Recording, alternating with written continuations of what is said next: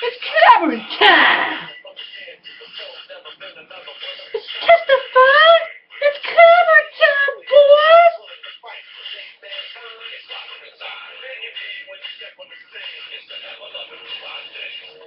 It's cramer time, boys!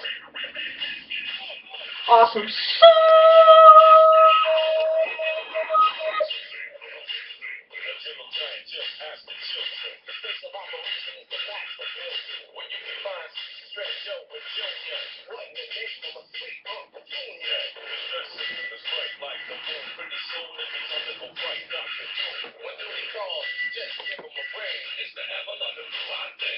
Testify!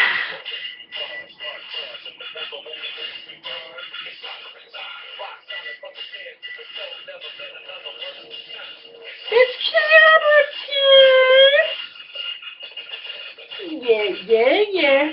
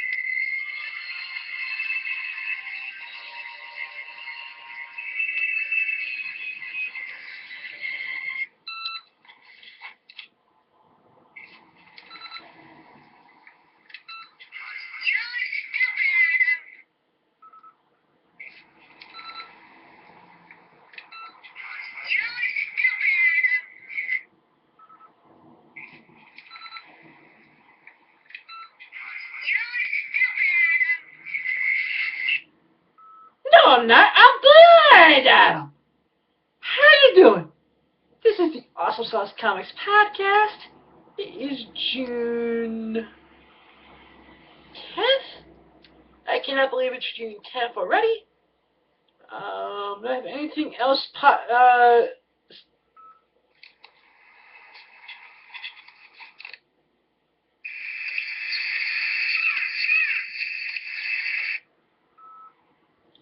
I will play a word from another sponsor of the show in a minute, because Red Bull really does give the body wax. Of course, as always, I rock the Scores hat. Scores is the greatest gentleman's club on God's green earth. West 28th Street between 10th and 11th Avenues. And if you have a bachelor party, if you want to for a divorce party, just need to unwind after work, Scores is the place to go. Yeah. Testify! West 28th Street between 10th and 11th Avenue. Yeah, I'm going to get the full address and phone number. That's why I have it for each and every show. I am today going to be continuing my interview with Joe Cramer. It was a 4-hour interview, so I had to break it up a little bit. He is doing a convention on June 28th at the Legion Hall 91 in Warrant, New Jersey. And you know, depending how far I get into the interview, I will replay the press release. You know, during the end of the episode. I also would like to apologize for some of the rudeness in yesterday's episode. During the interview at the end, a good friend of mine by the name of Steven called me. He had a health emergency over the weekend and wanted to see if I could help run his vending stand in New Brunswick next week. So I had to take the call. I mean, because I am in the fraternity of blind brothers and sisters. You know, I am the only blind comic book retailer in the world. I'm the blind ambassador to the entertainment industry. I'm very, very privileged and proud to be doing what I'm doing. I get to do what I love each and every day. We should all be that blessed. You know, if anyone checked out the garden yesterday, I'm sure my friend Javon appreciates that. You can check out the garden every week on jnjfm.com.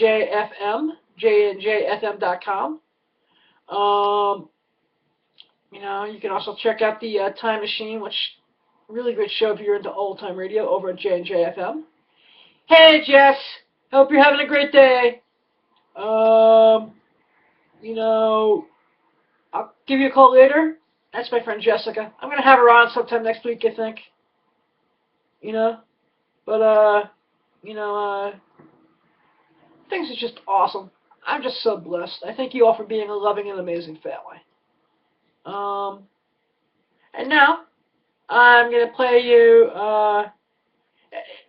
what I like to deem the official energy drink of the Awesome Sauce Comics podcast.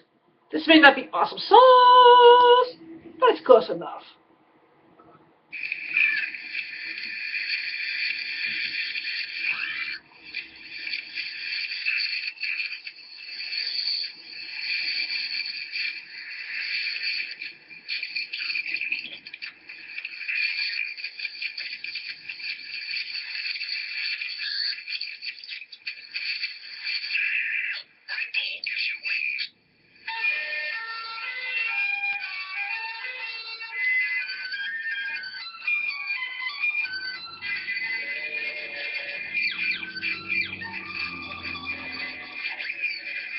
I don't understand why birds need Red Bull, but yeah, we'll go with it.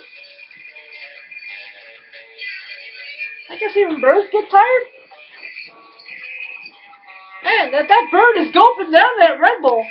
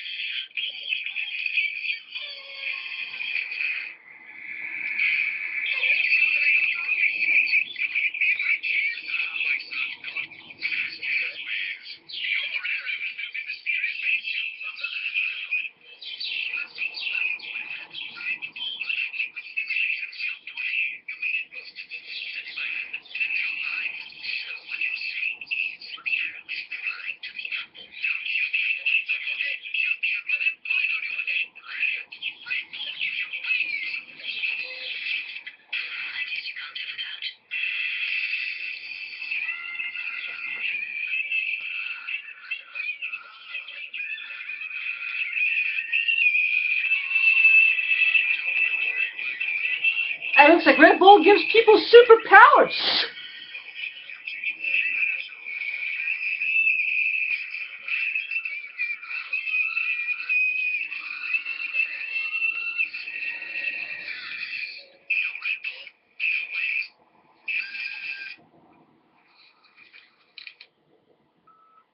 Alright, so if I drink Red Bull, I'm gonna get rings. But Red Bull is one of the official energy drinks of the Awesome Sauce Comics podcast, because it's awesome sauce. I also like to give a shout out to a good friend of mine. Like I said, we are going to get back into the Joey Cramer interview in about another couple minutes, but Abduction Wine.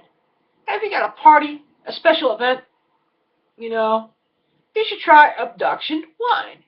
www.abductionwine.com.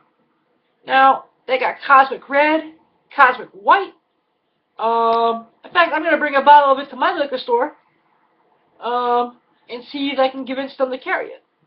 I got to email Alien Rob. Hey, Alien Rob, it's Blind Adam. I hope you're doing well. I hope you know I can do some biz with the whiz in the future. Because that would be awesome sauce. Yeah, do some business. I'll get your wines into a couple shops up on me. He'll help me with what I want. It will be Skid Row Bro. Just like in The Undergrads. Now, The Undergrads is a great cartoon. So I don't know what happened to MTV from like 1994 to about 2003. MTV was awesome and amazing. Now MTV's a cheap whore. But that's another story. Yeah, MTV's like a cheap whore nowadays. There's never anything good on it anymore. But back in the day, you had like really, really great animation. Like you had the Max, you had the Head, Flux, Beavis and Butthead, of course. I mean, Beavis and Butthead is just amazing. But, about 2002, 2003, they had this cartoon called Undergrads. It's about 4 friends going to college. And just if you're gonna be a freshman at college, I highly recommend getting the DVD or YouTubing Undergrads and watching this as a survival guide. It follows Nitz, Gimpy, Rocco, and Cal. Cal's like my favorite because he slurps and goes, "Hey guy, you gotta go pick a big out guy." But just check it out. I'm not gonna spoil it. I am gonna see if I can do some research on IMDb and figure out who the main dude behind it was, and see maybe if I can interview him for this show. But if you love Star Wars references and best 3 episodes are Risk, Rivalries, Drunks, and Screw Week. And financial aid, because financial aid is just teaches the Nitz gets a credit card, and then he goes over the limit, and then he learns the lesson that there is no such thing as free money, which is an important lesson to learn. I mean, credit cards are awesome and amazing, but they can also be a bitch.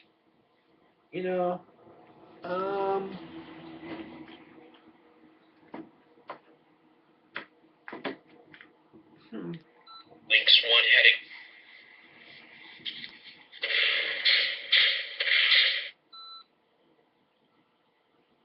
heading. Sorry about that. I wanted to see what else we had in the sound clip audio files, but we have nothing. I'm going to be possibly checking out one of the greatest strip clubs in northern New Jersey pretty soon. If they are accessible, which I hope they are, I'm going to do my first of many field trips during the summer of awesomeness. I'm going to go to Satin Dolls. Now, if you're a fan of HBO's Sopranos, you know that the Satin Dolls is the Bada Bing. Where Tony Soprano and Paulie and Chris, and they all did all their major planning in the back room of the Bada Bing. Plus, crap, I forget the girl's name. I'm going to have to do some research, but she was an adult film star, but she was like the head Bada Bing girl. I met her at an Exotica once, back in like 2010 or something. She was awesome and amazing. But, I also watched iZombie, and I highly recommend watching the episode Live Rat, Dead Rat, Brown Rat, which is the episode right before the season finale, because it is just amazing. You know, a scene where she goes full-on zombie and then has to tell Peyton the truth. Probably my favorite scene in the whole ep, because it just really shows the heartbreak in Peyton. And, you know, hopefully, I still have to watch the season finale, but did they turn her brother at the end? When, you know, like I said, it was a 28-issue comic book. It looks like in the new DC line that they're doing now, you know, it got, you know, it's coming back. You know, Mike Allred, one of the greatest comic book artists of all time, was the co-creator. Chris, forget the other guy's name, but you know, like I can remember names and stuff. I have two brain cells that work, and sometimes one doesn't connect with the other, and that's just the way the cookie crumbles.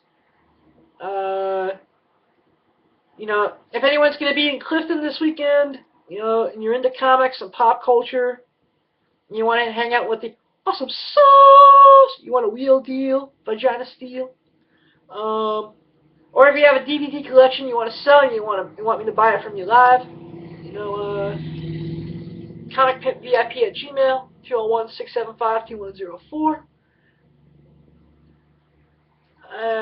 You know, but Clifton, New Jersey, Clifton Comic Con, 1232 Main Avenue, www.njcomicshows.com for more information.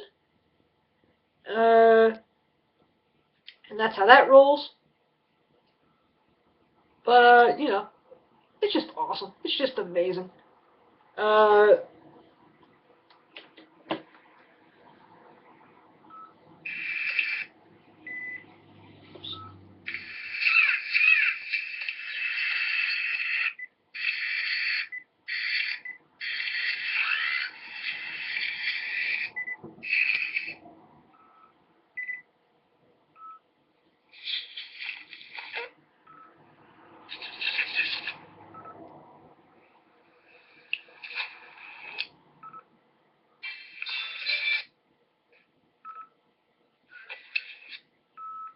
Alright, I guess I'm done with sound clips for the day. That stinks.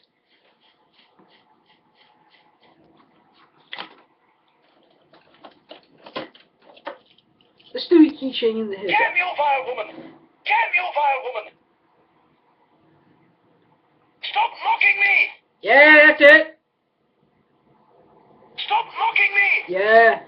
I also want to say that I read a bunch of comics last night. Great comics. Comics are awesome sauce. Stop recording, but cancel, but stop 1811. You know, I mean, Gotham Academy #7 is my book of the week. I like the fact that you got a really cool guest appearance by Damon. Oh, hang on a second. I haven't done this in a while. Spoilers! Spoilers! Spoilers! Spoilers!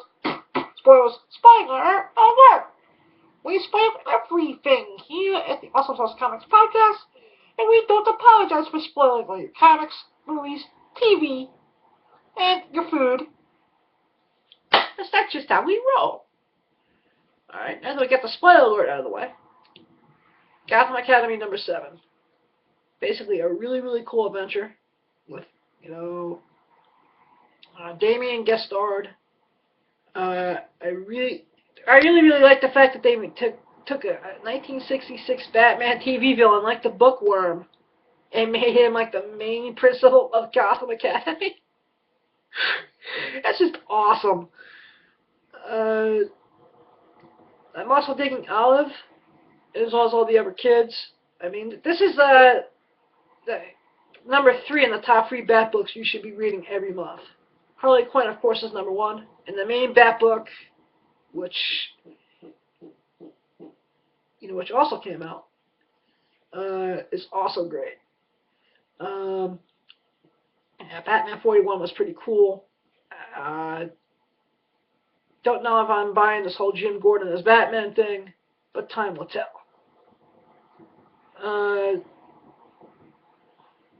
Someone's knocking. That's just my brother. Alright, never mind. Someone's just cleaning. I thought someone was knocking at my chamber door.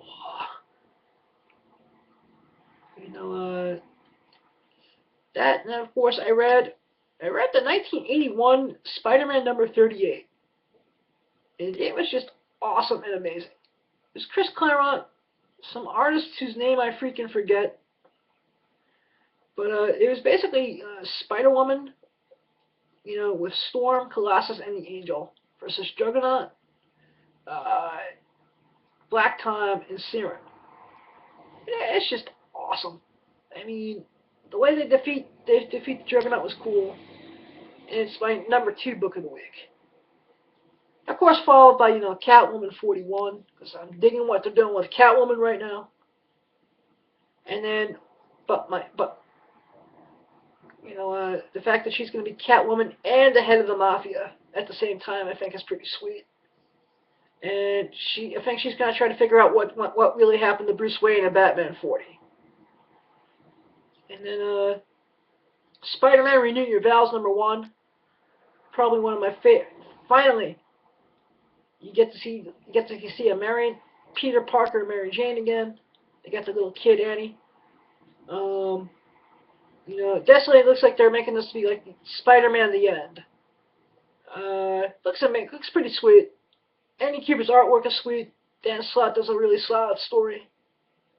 Not really sure if I'm buying any Brock's Venom in it, because I really don't think he would eat the brains of an infant child, even if it was Peter Parker's. That's just how that rolls.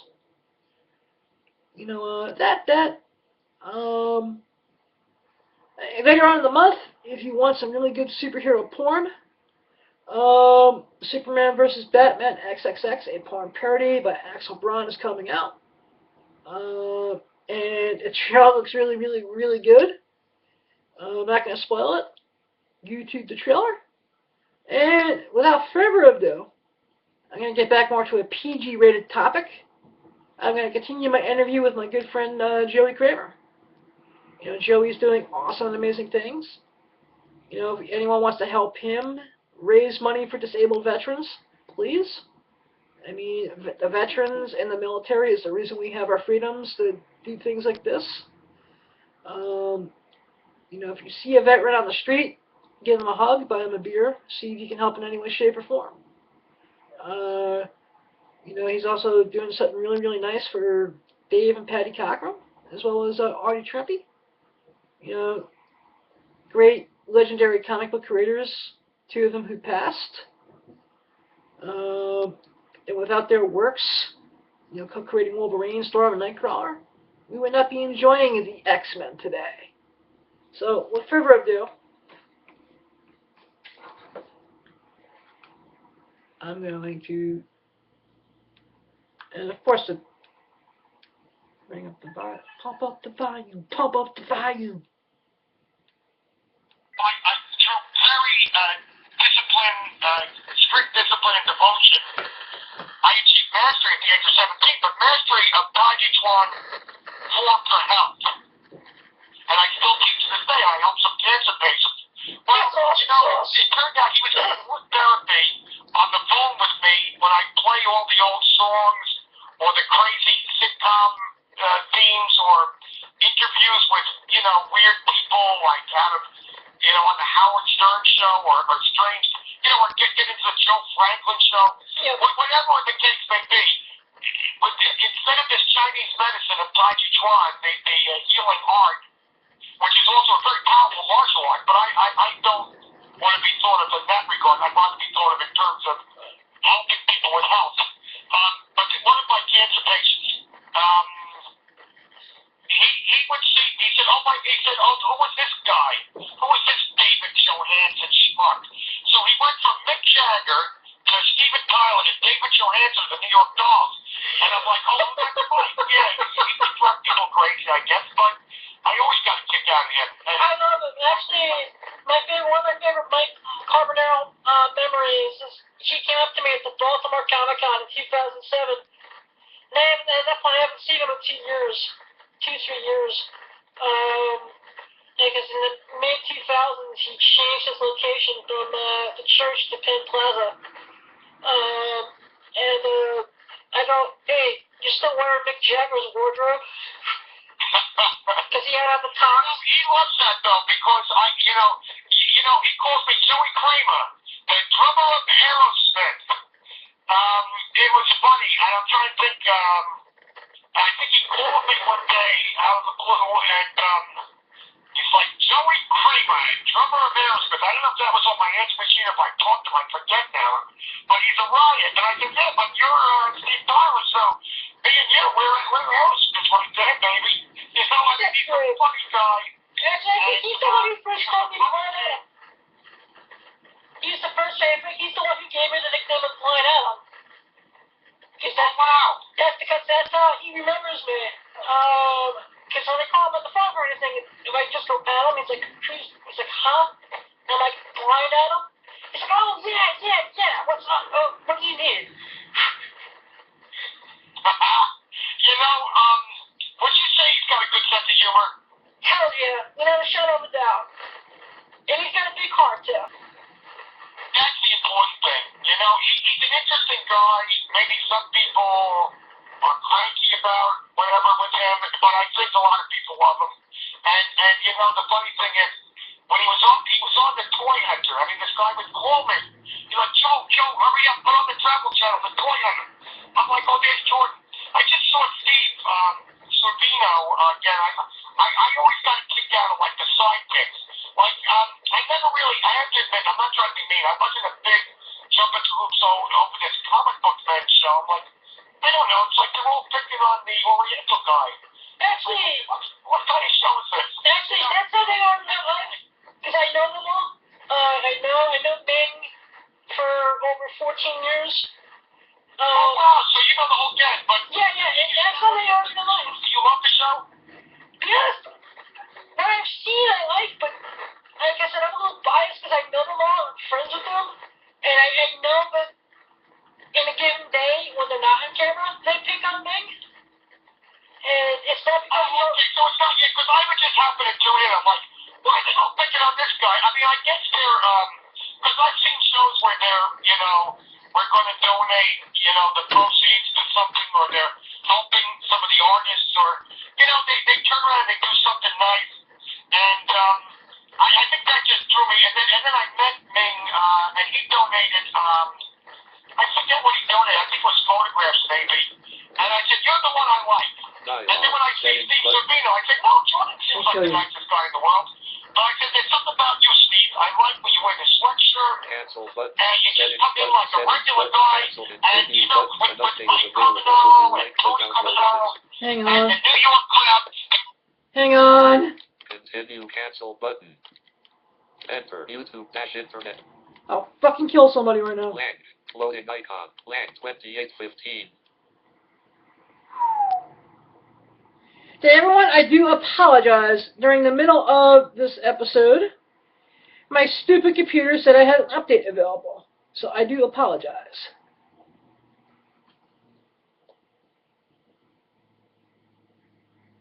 The great thing about, I'm going to this show in the city, and I'm hanging out. I said, I want to hang out with Howard Rogowski. And I said, leave it to Mike to give. One more second, hey guys. I'm so sorry about this. Stop recording button 2850. Cans 2853/20 cancel but stop record 2856. Like I said, I do apologize. And yeah, I am comfy. Testify! Awesome sauce! Now let's hear about Howard Rogowski. An award to Howard Rogowski, and he is the funniest man in the world. He calls me.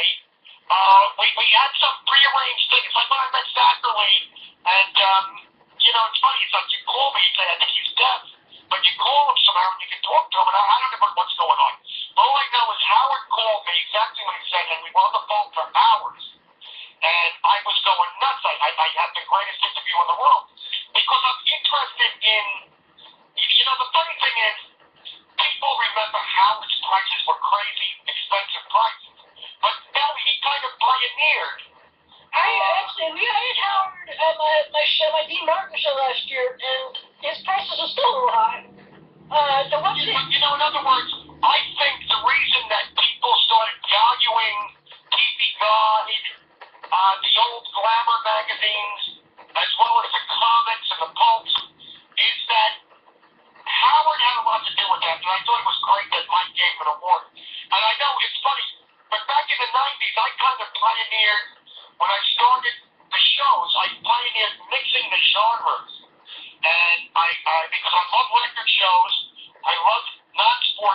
shows. But so I combined the sport card, non-sport card, Comic Con, record show, and movie and TV. You know, because a lot of guys will sell the rare unreleased TV that they don't even put on the disc or anything yet, and or vintage film. Or some people I used to have at my shows back in the '90s. They had the films in the cans, like back from the old '30s and '40s films, and it's surprising, the people that I've known. It's been remarkable. But I'm glad that I pioneered that, and I got Dave Cockrum together with the guy, because Dave loved the old beat films. But when you asked me earlier about David Page, like when I started running the shows, my first show was featuring him as guest of honor. And the sad thing was, I was all hysterical because all of a sudden they says, I have a show down in Carolina. I didn't realize, and I'm like, oh man. I said, I'm in all the newspapers. I'm going crazy with this. And I said, well, listen, and it was when they had those Marvel cards first came out. So it's like 1990, the newspapers were. Characters, and I had him sign like about 50 cards. I went up to his house, and when I ran that show, all these extra people came out of nowhere. I had the biggest ballroom and the next biggest room rented out, and I had to open up like 3 or 4 conference rooms, and I think there was almost 1,000 or maybe 1,300 people. I had 2 people assisting me. I think somebody said maybe it was 13. And I said, well, wait a minute, for a real show, because these other shows were getting maybe 50 people, 100 people, and that was kind of a success. But people were blown away. But, I mean, nobody put as much, to me, it was always a labor of love. And you always get out what you put in, with any endeavor in life. I believe so. And I really think it's not just me. I think some people, I know some people that took like a $40,000 loss on some shows. Especially there was an interesting anecdote when we lost Joe Kubert, and it's a very sad story. But I'm not going to get into that too much now. But I told that promoter he's a nice man. And I said, I hope it's not the promoter I'm thinking of.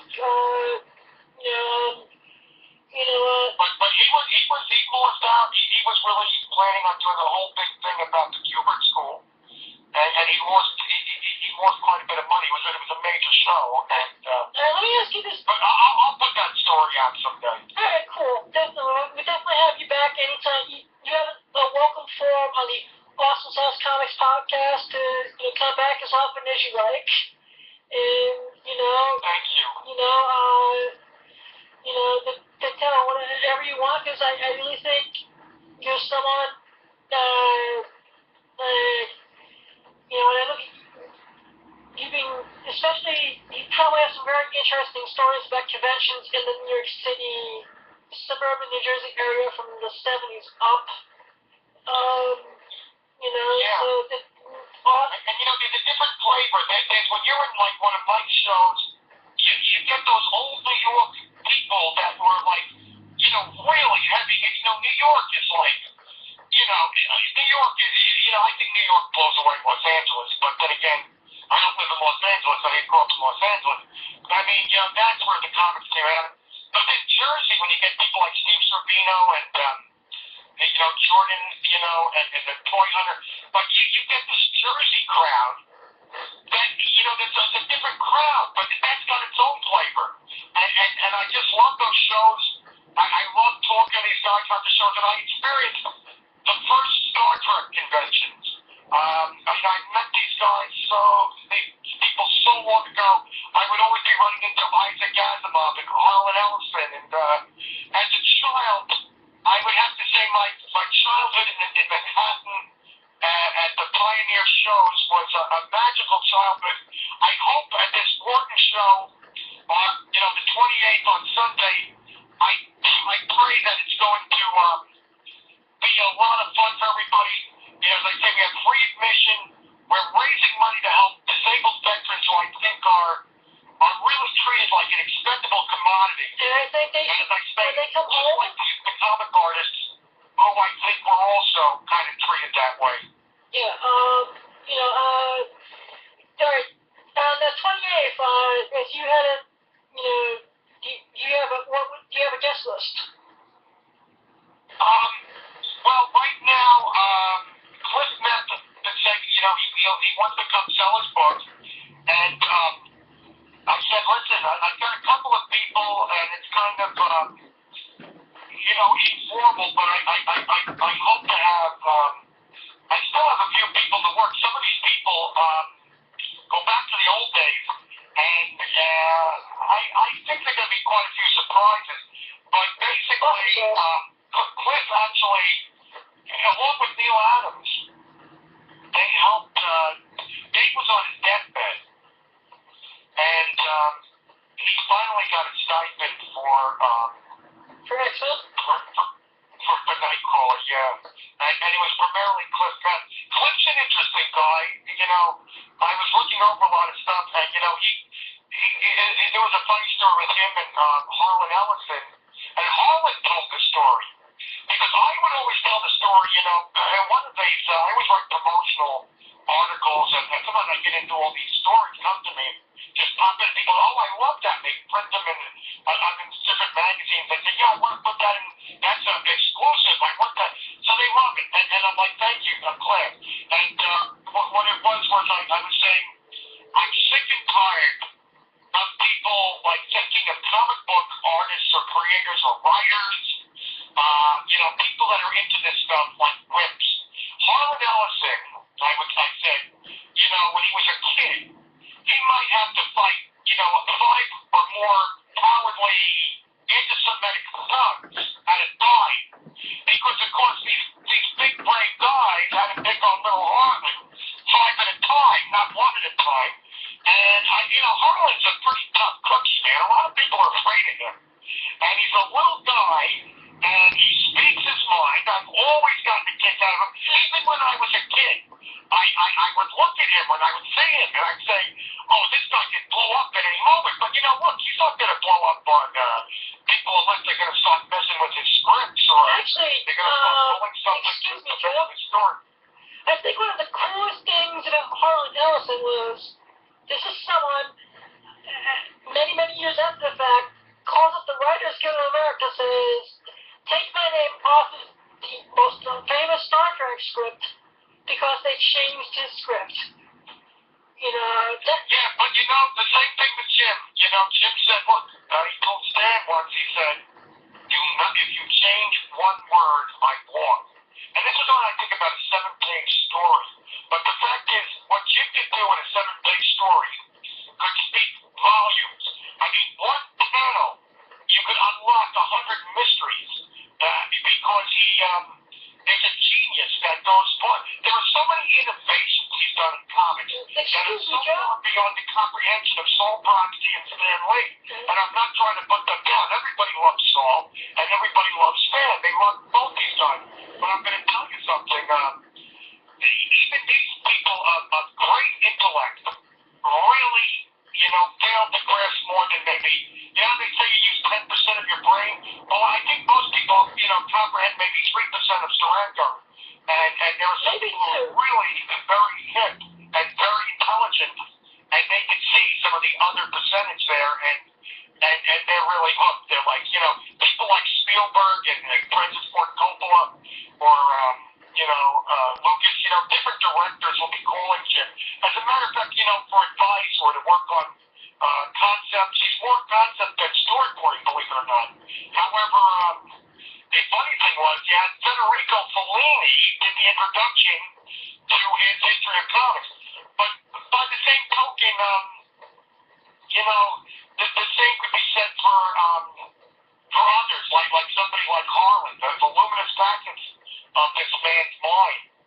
And yes, don't mess with me. Right now Jim's not too happy about people changing dialogue. I'm not going to mention who it is, but somebody is altering dialogue in some of the reprint, books that are coming out, their actual books. Yeah, no, just excuse me, Joe. There is a omnibus hardcover coming out of the complete Jim story of Ghost Shield.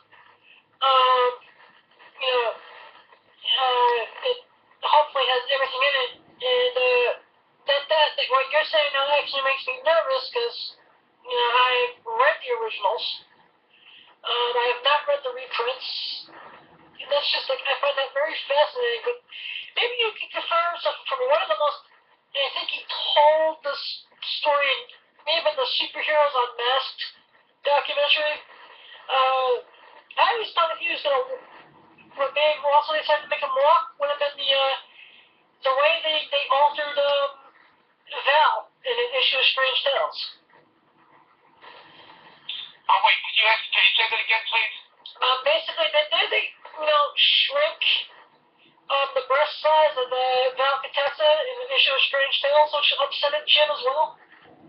I think I heard something like that. There was, of course, the famous scene where Jim replaced this panel of a scene where they were getting romantic, a little cozy, and it wasn't anything that I think went over the line, but, the people in the comics code are a bunch of, they're not normal, so, you'll be surprised.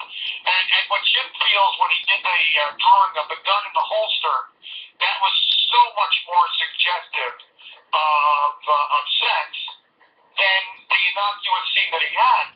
I mean, David Cockrum did there was like just a line to differentiate that there are two breasts, that it's not just one mass, that a woman has in the upper part of her chest. It's not one big block. There's like a differentiate, a separation there, and it's just a simple line. And I mean, if there's maybe a little bit of the cleavage or a low cut, it was no big deal. But of course, that was another example where the censorship was a little, ridiculous. Yeah, and I think the one thing that Dave had on his side, where maybe Jim didn't, was by the time you get to Giant Size X-Men 1 and that run of X-Men, it's like in the 1970s, where the comic code got a little bit more relaxed in the rules.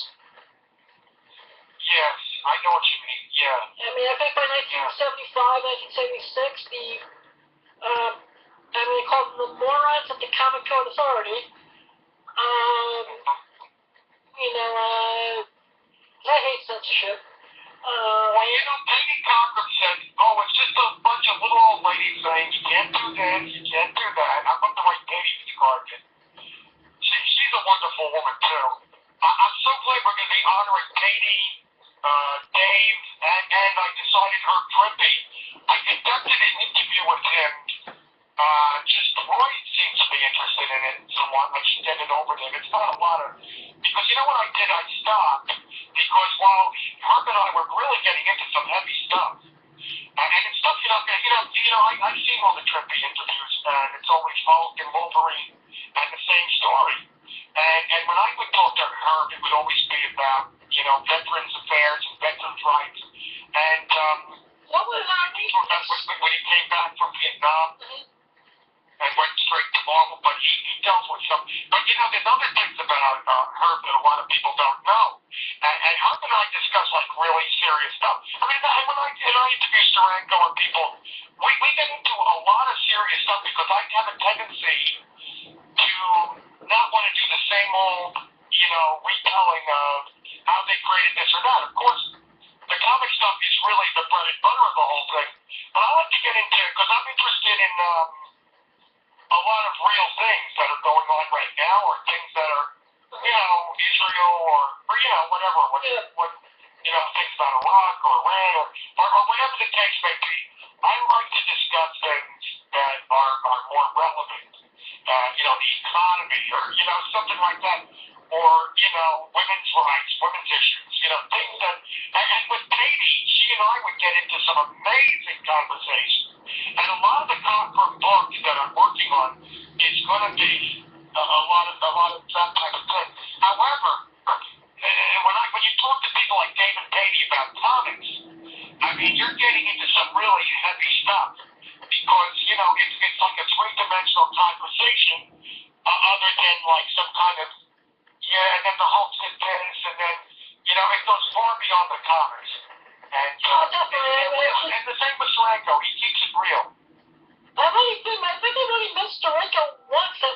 church shows.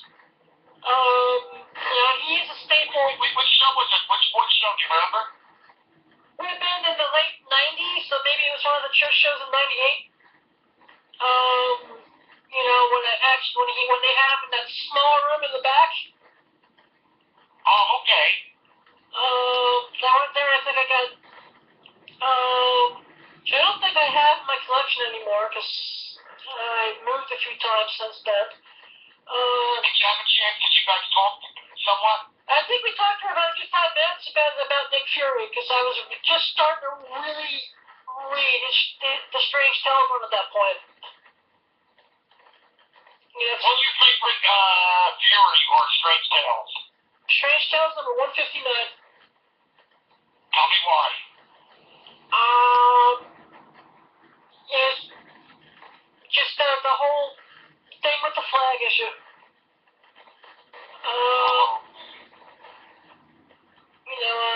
I also just really always dug his covers. Weren't the covers great? Do you remember the cover where the Yellow Claw was grabbing the Empire State Building and Captain Fury were kind of facing a great odds back to back? Yep. And you had the river and the New York skyline in the background. Yep, I remember that one very fondly. I just don't remember the issue number off the top of my head, but that was one of the first comics I bought. I remember getting the Spider-Man with Jonah Jameson and Spidey, again back to back on this flotation device, about to get drowned. It was a weird Romita cover. I think it was number 51 or something. Actually, I think it's no, because 51 is the Kingpin on the cover. That may be 52. Yeah, I think you got that right. Yeah, 52, you're probably right. But this Strange Tale, and the funny thing is, Jim and I were discussing the old days, and Joe Manili, and the great thing was, he was really, we really were getting into that, another great artist, that Stan, actually was just watching Manili draw. It was almost like he was almost putting him on the level, or in some regards, above Kirby, which is kind of ridiculous. But Kirby did some Yellow Claws also, and Manili did a nice cover. But you know what? That was one of Steranko's favorite covers, the Yellow Claw. It might have been number 1. Well, it was something about maybe the Yellow Claw crushing the city, or some weird thing like that, where you have a giant Yellow Claw of the city. Well, when Jim did this kind of tribute to Manili, Jim's cover, and no offense to Manili because he's a genius, but it just blew it away. I mean, what Jim did in this cover, I mean, you can tell. I mean, the people that really admire his work. I mean, I was just a child, and I'm like pretty old now, and I'm still like a little child, blown away by it, and I think that's the effect. I mean, his work has on people. And of course, as much as people want to glorify the man, I mean, he will always defer to the king, and the king of comics. Jack Kirby. Actually, that's one thing I think I love about comic books is it's something that you can grab. And this is even said in the Kirby's for Hero, in the charity that Jack's youngest grandchild, Jillian, does once a year. It's her opening line in the video, which I'll email to you so you can actually see it later. She goes, "How old were you the first time you opened up a comic?" And she's like, "What did you love about it?" And I think the thing that I love about it is that, that message of never give up, and just to transport you to a world where all things are possible. I amen to that. I think you hit the nail right on the head. And I think everybody in every country can relate to that. And as you know, comics are, been reprinted throughout the world. When I was a kid, my father and, my parents, we went to Europe, and, I remember my father spoke all languages. If we were in Rome or Paris, Vienna, we went off the beaten path into Zagreb. We were speaking Croatian, and then the country is one dialogue. The city of it's another. But in the whole trip, I was picking up, and this is going back when I was a kid. That was a long time ago. I think once in 1970. And I was a teenager, maybe, or young. I was young. I was a teen, or whatever. Yeah, probably preteen. But what's going on? Oh yeah. So they got some great stuff in Rome, in Italy, and there's a great coloring process. And there's some great, they did great stuff with the comics. France, of course, they made them into books. But they were these thick things, but they were. Yeah, those are thick. I've seen Have you ever seen any of those French booklets back from the 70s? Actually, yeah, because I bought a collection recently to resell, and there were a few of those in there. I was like, because I went to one of my a buddy of mine is like, you haven't seen a guide on for me. I said, what the F is this? So I don't. You know what's funny? In Yugoslavia, I picked up, and they were just like comics, and maybe it was even, I don't think the cover was as glossy, but they were comics, and it was just really interesting. I think I had some Avengers, some early Buscema maybe, or Don Heck, or whatever it was. Yeah, I remember Buscema because it was just amazing, but, the color was all way off. It was weird. And even the stuff from France, there were these weird purple colors that, what I got a kick out of was how they changed the color. And there was a tone, and it was just like what they did with it, And, it's funny, but people all over the world, enjoy our American comics. Yes, and what I love about the industry right now is I feel that we finally have become mainstream. Well, you know what? I noticed that I always run into you and at John Paul's shows. Yeah. And when I go to those shows, I notice it's kind of a certain clique in there. And it's a very erudite, esoteric, it's like a group of very studious, people my age, a lot of them college professors and historians. And, a lot of high school teachers. You know what I mean? And they take this stuff very seriously. And, it's funny, I remember somebody had when we talk about S.H.I.E.L.D., it's that book, the really big book, where you see the original artwork. So if someone had that, I would have actually, if I knew that, I would have given you a finder's fee and I would have bought it. I have not seen that book in 20 years. I think it sold for $150. I think she said, this is worth $200, but I'll sell it for $150. But then when I saw Jimmy go, I said, I don't know, Jim, it's worth $200, right? He goes, oh no, not that much. But I think to most people, just to get their hands on something like that is worth $200. Even if they're dirt poor, they want to have that because, could you imagine seeing all the original art? It was the size, it was the format, and it had a binder, Yeah, I know what you're talking about. It's an awesome book. Yeah, and it's the size of the original artwork. And nobody can go out and buy a piece of Durango artwork, let alone they try and buy a piece of Rosetta artwork, And so, to have all that, to me, that would be having all that original artwork that I own it. I don't need to own the original artwork if I own that book. To me, I just like to have the work. I don't need to be the guy with the prestige and the valuable thing. I couldn't care less.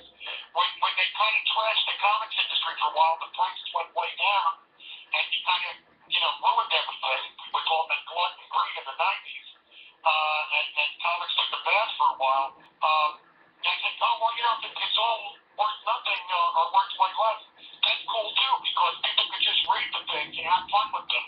And people could afford them, and they could just experience the art. Excuse me, now I noticed that the prices are going back up again, which I'm good with that too, because to me, that's great art, and it is the Renaissance. Yeah. And I remember I told Schumer at East Coast.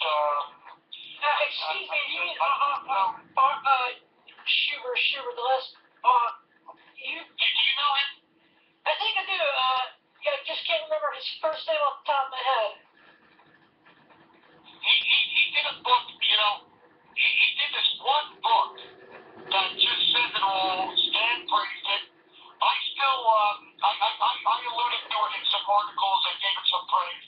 I still have yet to fulfill but I was about to write something, and I believe me, it's the kind of thing I would really make a masterpiece article about, reviewing that. And I just happened to see something Stan wrote, but you know, he said a lot of stuff that, similar, and along the same line, because it's the same observation. I mean, he's still pretty good crop, and you know, when I ran into him the last time, I said to him, listen, Arlen, I said to, Yeah, he's Arlen. Arlen's a good friend of mine, actually. oh, okay, and I said, listen, I just mentioned, you know, I mentioned your book, but I also mentioned, you know, the guys that we love. And, you know, I was comparing them with the Renaissance, as Arlen does. And I said, you know, the great Renaissance masters that we have, like Kirby, Buscema, Steranko, you know, and I'm just naming a few names. And I said, and those other guys back in the old days, 500 years earlier, Da Vinci and Michelangelo, I said, those guys were pretty good too. I noticed that in the press release I read today that you said that too. I was chuckling. I was like, yeah, he's right. But we've mentioned a few other names. There's one name from the Silver Age that I always think is pretty forgotten. I want to get your take on this because I just watched a documentary called Searching for Steve Ditko,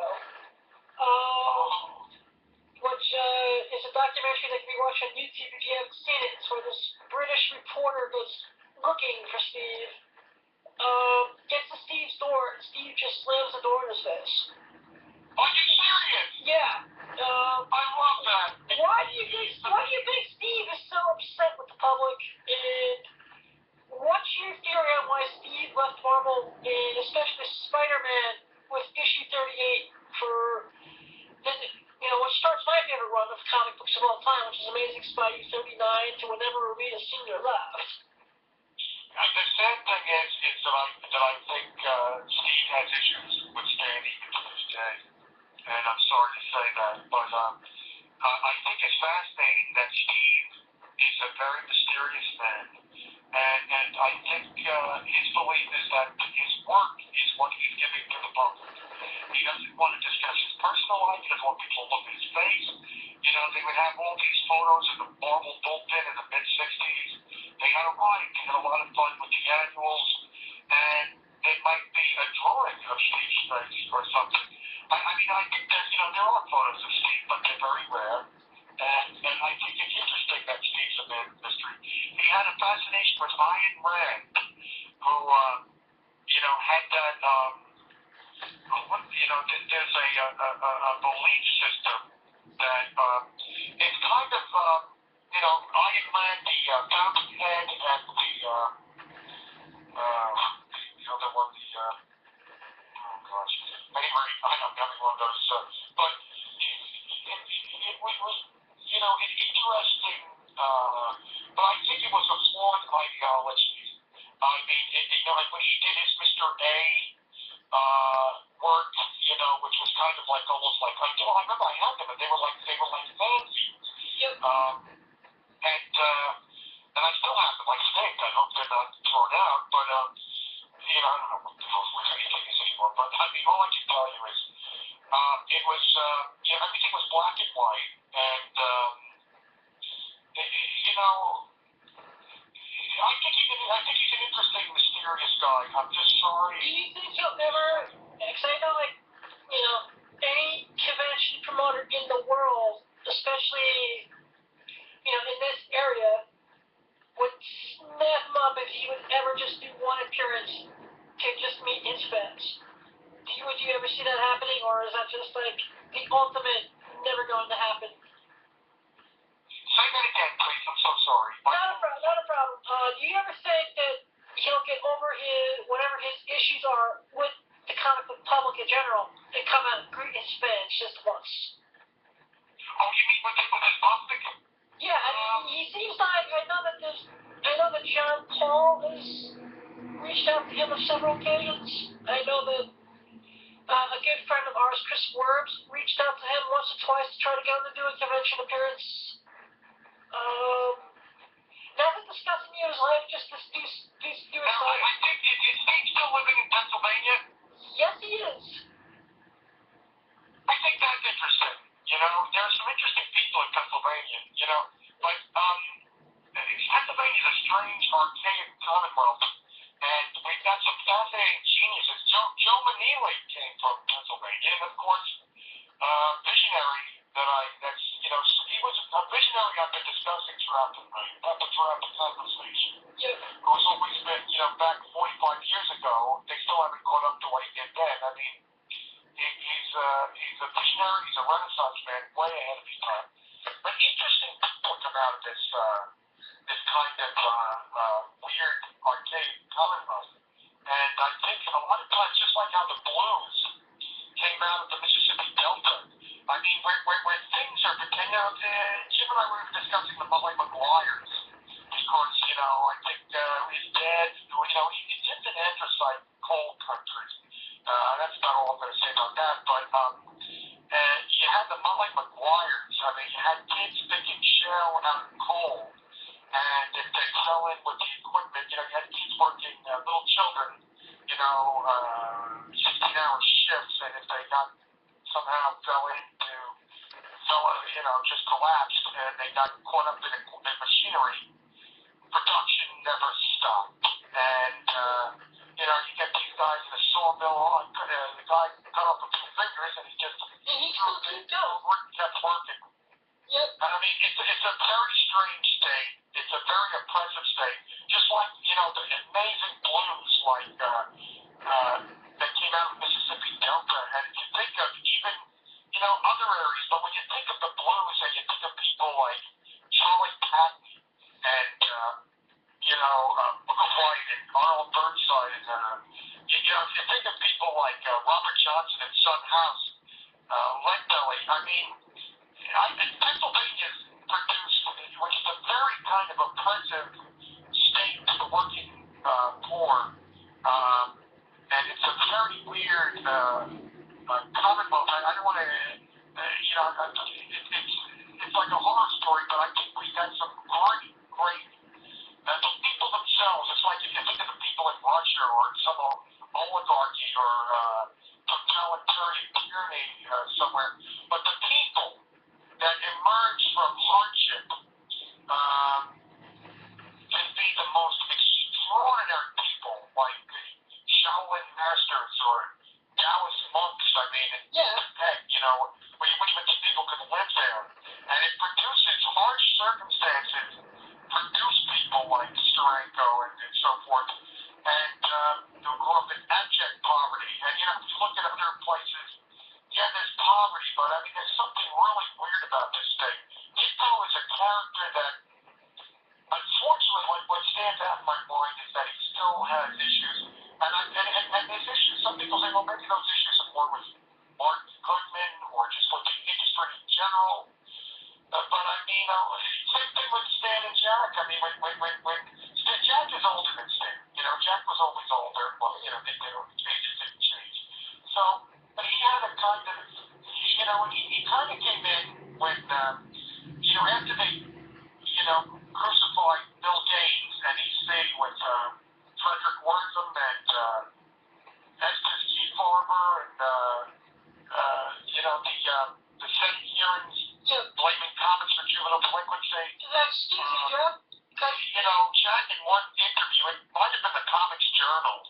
I remember reading some angry interviews and, that whole thing about him trying to get the artwork back and the missing artwork, or why does Jack have to sign this whole big contract when everyone else signs a two-page thing? But, Jack, I don't know. There's a lot of stuff that Jack really was angry about. He was justifiably angry. Yeah. And there were a couple of horrible stories where, Jack not only deserved more credit and maybe some kind of, in a perfect world,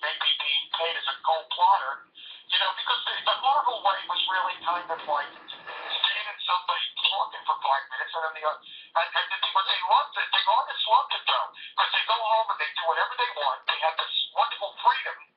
But meanwhile, then when they come back and say it puts the work balloons in, you know, but these other guys are doing the lion's share of the work. Now, yeah, sure, it would be great if Jack got a little bit of a writer's pay or a little bit of a writer's credit. But the other thing is credit.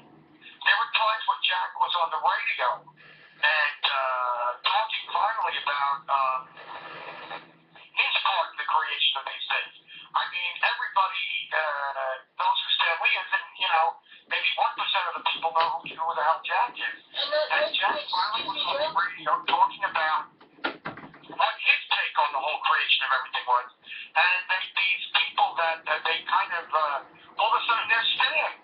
And he's like, well, I was there too, you know, Jack, or something like that. And he goes, I was there. But whatever it was almost like it was very awkward feeling I had listening to that whole thing. And so it was kind of an awkward moment.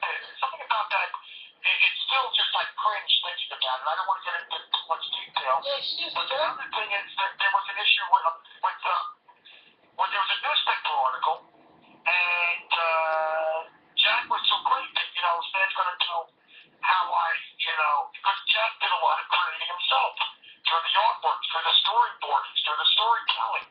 And it basically, the way this guy at the New York paper wrote it, Stan did everything, and all of a sudden some smelly guy with smelly cigars, smelled like old rotten cigars, with crumpled up, wrinkled clothes, baggy clothes, and bags under his eyes. And in other words, Jack and Ron got up early that next morning to get the first edition of that paper, where, you know, it's not just a money thing, but it was also a credit thing, and it was also getting maybe a little limelight for him, too. And they read this horrible thing in the paper, and Stan even said, I was heartbroken, you know. But, you know, people, if Stan is always going to be the spokesperson, and you don't see these other people, or maybe Jack was just always working, and of course he had bags under his eyes. He was working around the clock. He was doing 4 freaking comics a month, and then they'd say, Jack, did you throw in a bunch of covers? And somebody else is missing his deadline. Did you do these pages here? Jack just did everything. He was chief cook and bottle washer, and of course he had bags under his eyes. He was a good family provider. He was a tough guy out of Brooklyn. He wasn't afraid of anything. And, excuse me, Joe. I'd like to chime in here for a second. Because I really... I'm sorry, I got off. I'm sorry. Hey, don't worry about it. I was heartbroken. I mean, I was heartbroken just hearing that, too. Yeah, but... And yes, Jack had some issues with Stan, but, I mean, but it goes back even to when they were, you know, when Stan was a kid, and Jack said back in the 40s in Pineway, Stan was slamming doors and playing the flute and getting on his nerves while he was working. Yeah. I'm sorry, I get a little off on these things. I know, but you see, the thing I find fascinating is, hey, this is Jacob Kurtzberg was a man who, when the Nazis were coming up after him in the timely offices, and they didn't want Jack to go down there. He said, let me go down there, I'll deal with these assholes. With these, anti-Semitic fools. And then the other thing is, I feel like, especially, like I said, I'm a little younger than you, so one of my favorite runs of Kirby stuff is his work in the 70s. And it looks like he did have that. Oh, you mean the Fourth World? The Fourth World in his cap run in the 70s, that from like issues 190-something, I guess about 196 to about 215. His FF run from like in the mid-180s. A lot of that stuff. My first Captain America comic I ever bought was Captain America Bicentennial Battles. Just because of the... Oh, yes.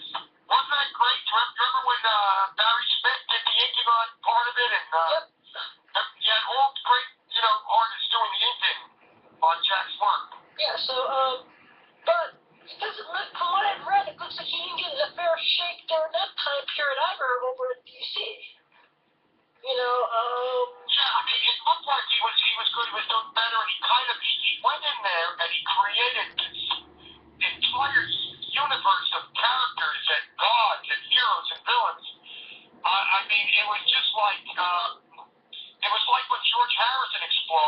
because it was always Lennon McCartney, and although Jack was the king at Marvel too, but it was almost like he had all this other stuff coming out of him, and he really unleashed it. And matter of fact, there was a probably Unleashed came out around that time too, but he really unleashed this amazing energy and just breathed a whole new life into and his take on showing some of the like Superman and some of the other DC characters in there. Man, it was mind blowing. New Gods, New Genesis, Mr. Miracle based on Sorrento's exploits of an escape artist. Forever People, I mean, Jimmy Olsen, for God's sake. That's my favorite one, Jimmy Olsen of all time. Rickles, I mean, he loved Don Rickles. Yeah, actually, that's my. Actually, I just picked up a collection and. I love Don Rickles. Actually, because I actually just picked those up at a John Paul show at one of John Paul's auctions. Yes. And it had the entire run, with the exception of maybe the early two Dark Side appearances in it, with the Don Rickles covers. I was like, I have to have these. I think I may have overpaid, but it had the Don Rickles issues in there. I'm a comedian, so I love Don Rickles. I mean, there was a ton of other stuff. The new Sandman. You had things like The Demon and Commandy, The Last Boy on Earth. I mean, yeah, granted it was like a kind of a takeoff on Planet of the Apes, but I think he did something similar when he did 2001 at Marvel, but go back and forth between these companies, and he'd come out with 20 or 30 titles sometimes. Yeah, like I said, I'm just happy that we're now in an era of, I like to call this the age of plenty. For what now? The age of plenty right now. I mean, you have so many great comic books coming out right now for modern stuff. You got the movies, you got TV. A lot of it being based on concepts that we grew up with in comics. And I went to go see. I had people when they watched The Flash, they come to me and it's like, can you recommend a good comic with these characters in it now? And I'm just like, once again, I really think we've achieved mainstream status, finally. Oh, yes, I do. I really do. You know what it is? Those of us who were into this stuff way back then, we were all ahead of our time, and, I'll go on like Schumer's site, and I'll just see so many people, my age, that, had the same effect on them. And also people that are really, and even today, people your age and younger, everybody that's always going to be drawn to this, but they're artists, they're writers, they're historians, they end up working in film, animation, or something music, some aspect of creativity. I know it sounds weird, but I always tell people it takes genius, especially I told Jim, I'm like, it takes genius to recognize genius. And the people who really appreciate some of the greats have the genius to appreciate that. Some people just don't see it. I mean, the fact that you get it and that you understand. As a matter of fact, excuse me, Joe, can I ask you, sir? Told me something years ago. There was something you. Okay, folks. I think we are going to halt the tape there for a little bit. I want to make a few phone calls and get some other stuff back. I thank everyone so much for listening, so much for hanging out, being an awesome sauce family. I'd like to thank everyone for supporting the podcast for 34 episodes now. As always, keep one foot in the gutter, one fist in the cold, too hot to handle, too cold to hold. We will be back either later on today with episode 35 5 or tomorrow.